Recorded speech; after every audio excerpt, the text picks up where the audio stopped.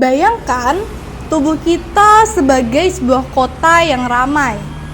Darah adalah kendaraan umum yang mengantar oksigen, nutrisi, dan pasukan pertahanan ke seluruh penjuru kota.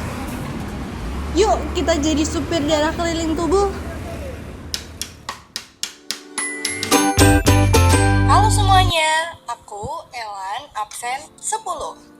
Aku Livia, absen 19. Aku Alda, absen 29. Dan aku Alma, absen 30. Di sini kami akan menemani kalian untuk mempelajari sistem peredaran darah manusia. Yuk kita lihat.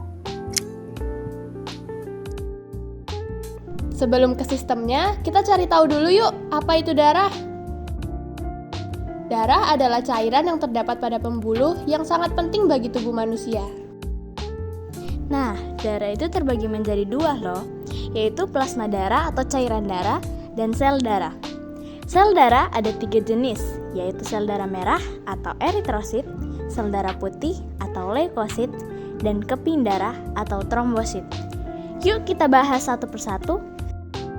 Mari kita mulai dari eritrosit. Eritrosit atau sel darah merah mempunyai bentuk yang dinamakan bikonkav. Nama ini berasal dari kata bi yaitu dua dan konkav yaitu cekung yang jika digabung menjadi dua cekungan. Eritrosit memiliki beberapa fungsi, diantaranya menyalurkan oksigen dari paru-paru ke seluruh tubuh, mengangkut gas dan nutrisi ke seluruh tubuh, mengatur suhu dan pH tubuh. Eritrosit tidak memiliki inti dan diproduksi di sumsum tulang. Lanjut yang kedua yaitu leukosit atau sel darah putih.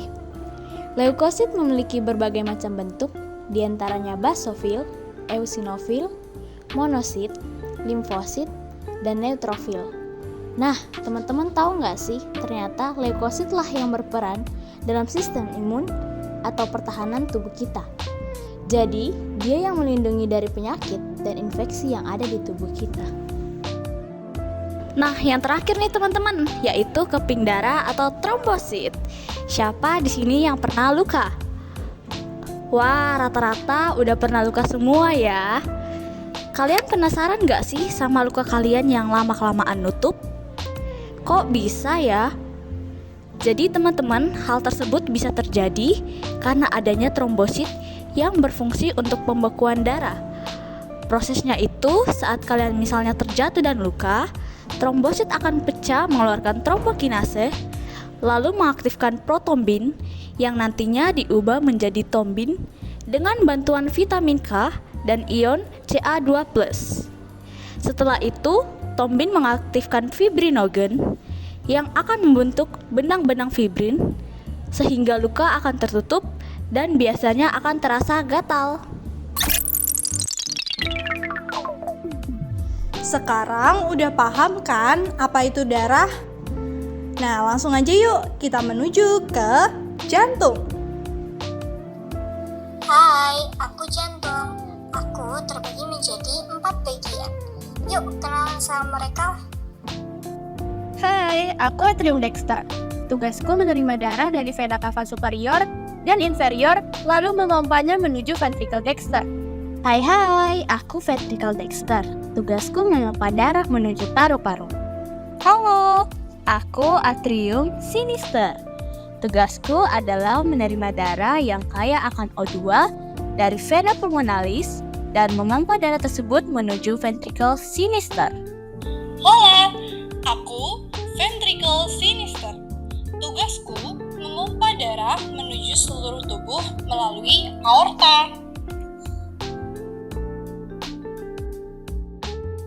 Selain itu juga ada bagian lain yaitu vena cava superior sebagai saluran darah dari bagian tubuh atas dan inferior dari bagian tubuh bawah. Lalu terdapat juga katup tricuspidalis atau katup 3 daun yang terletak antara atrium dexter dan ventricle dexter yang berfungsi agar darah yang sudah dipompa tidak masuk kembali ke atrium dexter. Terdapat juga arteri pulmonalis dan vena pulmonalis yang menjadi saluran darah menuju paru-paru dan jantung, serta pada arteri pulmonalis terdapat katup semilunaris. Begitupun juga dengan atrium sinister dan ventricle sinister. Terdapat katup bicuspidalistis atau katup dua daun yang menjadi pembatas agar darah tidak masuk kembali ke atrium sinister. Dan yang terakhir ada aorta yang menjadi saluran darah menuju ke seluruh tubuh. Cara kerja jantung gimana sih?